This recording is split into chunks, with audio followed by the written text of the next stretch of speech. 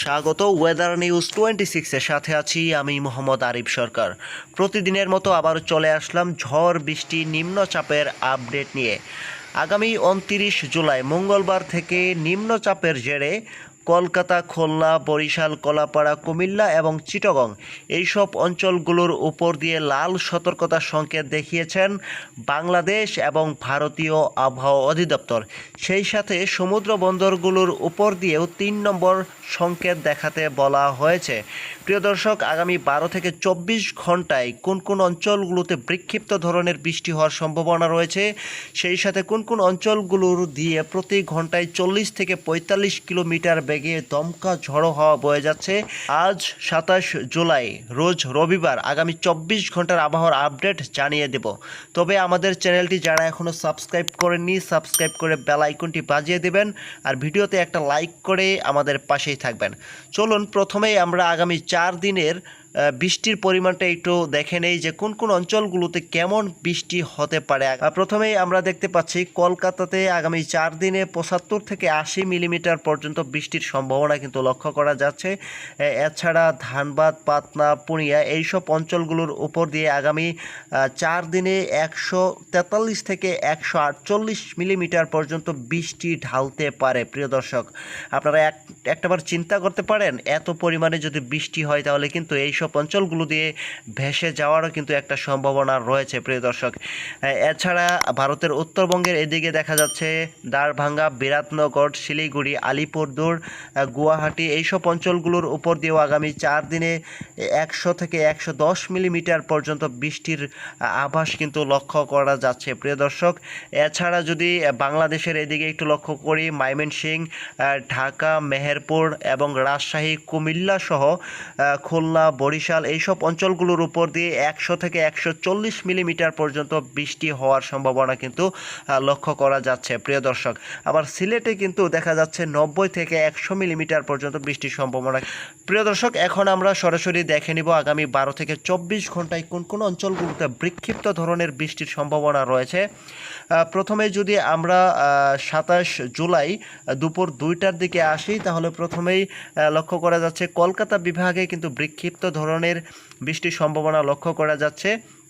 বিশেষ করে কলকাতার চন্দননগর, আরামবাগ, বর্ধমান, শান্তিপুর, কলারঘাট, খড়গপুর, হালদিয়াবাড়ি এইসব অঞ্চলগুলো দিয়ে প্রতি ঘন্টায় দেখা যাচ্ছে 10 থেকে 12 মিলিমিটার পর্যন্ত বৃষ্টির সম্ভাবনা কিন্তু লক্ষ্য করা যাচ্ছে। প্রিয় দর্শক, এছাড়া এদিকে দেখা যাচ্ছে ধানবাদ, তারপর হচ্ছে পাটনা, পূর্ণিয়া, দুর্গাপুর, বানকুড়া, বর্ধমান, শান্তিপুর, কাটুয়া এইসব অঞ্চলগুলো দিয়ে কোথাও কোথাও বিক্ষিপ্ত ধরনের বৃষ্টি হবে, আবার কোথাও কোথাও আকাশটা থাকবে আংশিক মেঘলা। এছাড়া ভারতের উত্তরবঙ্গের এদিকে যদি একটু লক্ষ্য করি, তাহলে দেখা যাচ্ছে বিরাটনগর, শিলিগুড়ি, পূর্ণিয়া, তারপর হচ্ছে আলিপুরদুয়ার, গোপালপাড়া, গুয়াহাটি এইসব অঞ্চলগুলোর উপর দিয়ে দেখা যাচ্ছে প্রতি ঘন্টায় 8 থেকে 10 মিলিমিটার পর্যন্ত বৃষ্টির সম্ভাবনা কিন্তু রয়েছে কুচবিহারে। এছাড়া ভারতের ত্রিপুরা রাজ্যের এদিকে যদি একটু দেখি, তাহলে লক্ষ্য করা যাবে যে ত্রিপুরা রাজ্যের এদিকে কেমন বৃষ্টির সম্ভাবনা রয়েছে। এদিকে লক্ষ্য করা যাচ্ছে সিলেট, আইজল, চিখা, আমবাসা, আগরতলা, আরামপুর এইসব অঞ্চলগুলো দিয়েও কিন্তু কোথাও কোথাও দেখা যাচ্ছে আগরতলা, আমবাসা এদিকে 4 থেকে 5 মিলিমিটার বৃষ্টির সম্ভাবনা রয়েছে।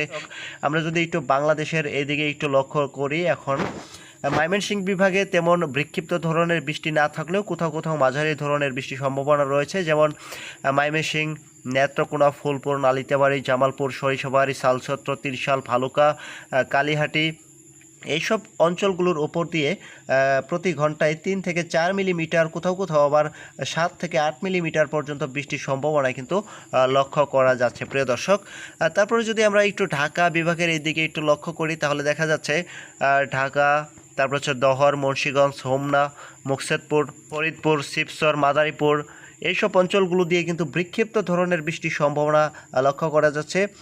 প্রতি ঘন্টায় 15 থেকে 16 মিলিমিটার পর্যন্ত বৃষ্টির সম্ভাবনা লক্ষ্য করা যাচ্ছে ঢাকা বিভাগের এই দিকে। এছাড়া খুলনা, তারপর হচ্ছে পিরোজপুর, বরিশাল, মতিরহাট, লালমোহন, মাঠবাড়িয়া এদিকে কোথাও কোথাও বিক্ষিপ্ত ধরনের বৃষ্টির সম্ভাবনা রয়েছে, আবার কোথাও কোথাও আংশিক মেঘাচ্ছন্ন অবস্থায় থাকতে পারে। এছাড়া আমি যদি একটু চিটাগং এদিকে আসি তাহলে দেখা যাচ্ছে চিটাগং, মহেশখালী, টেকনাফ, তারপরে রাজস্থলী, বিলাইছড়ি, সারখাই এইসব অঞ্চলগুলো দিয়ে বিক্ষিপ্ত ধরনের বৃষ্টিও কিন্তু সম্ভাবনা লক্ষ্য করা যাচ্ছে। প্রিয় দর্শক এই মুহূর্তে আমরা দেখে নিব যে উপগ্রহ চিত্রের অবস্থা কেমন রয়েছে, কোন কোন অঞ্চলগুলোতে ভালো পরিমাণে মেঘের আনাগোনা রয়েছে, বিস্তারিত এখন দেখে নিব। প্রথমেই আমরা যদি ময়মনসিংহ, ঢাকা, তারপরে কুমিল্লা, এদিকে খুলনা, বরিশাল, চট্টগ্রাম, ত্রিপুরা রাজ্যের এদিকে আইজল, চিখা এইসব অঞ্চলগুলোর উপর দিয়ে কিন্তু ভালো পরিমাণে কালবৈশাখী মেঘের মতো একটা আনাগোনা লক্ষ্য করা যাচ্ছে।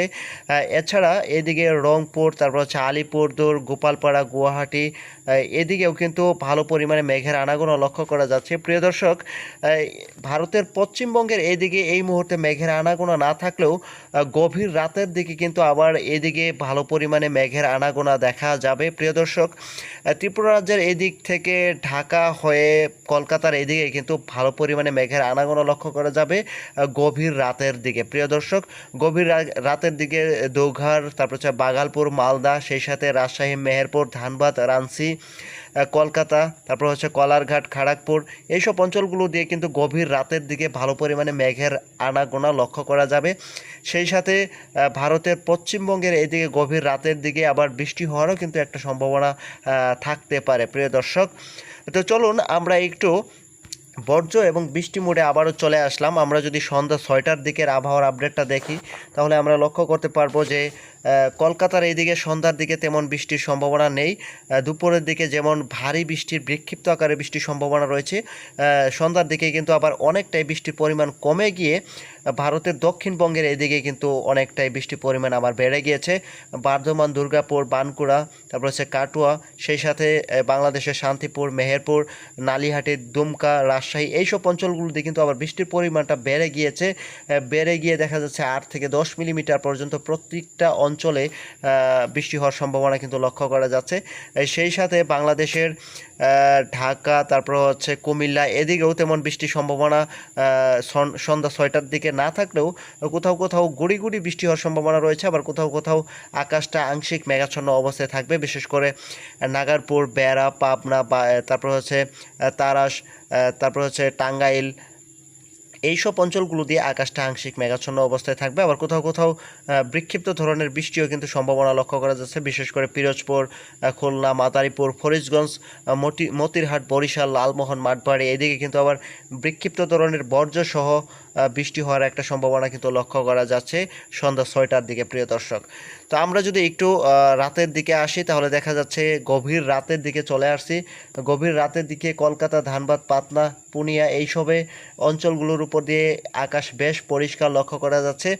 এই দিক থেকে ভারতের পশ্চিমবঙ্গ এবং দক্ষিণবঙ্গ থেকে কিন্তু আবার বাংলাদেশের এইদিকে বৃষ্টির পরিমাণটা অনেকটাই বেড়ে গিয়েছে। বিশেষ করে ময়মনসিংহ বিভাগে এবং সিলেট বিভাগে, এই দুইটা বিভাগে অতি ভারী বৃষ্টির সম্ভাবনা লক্ষ্য করা যাচ্ছে।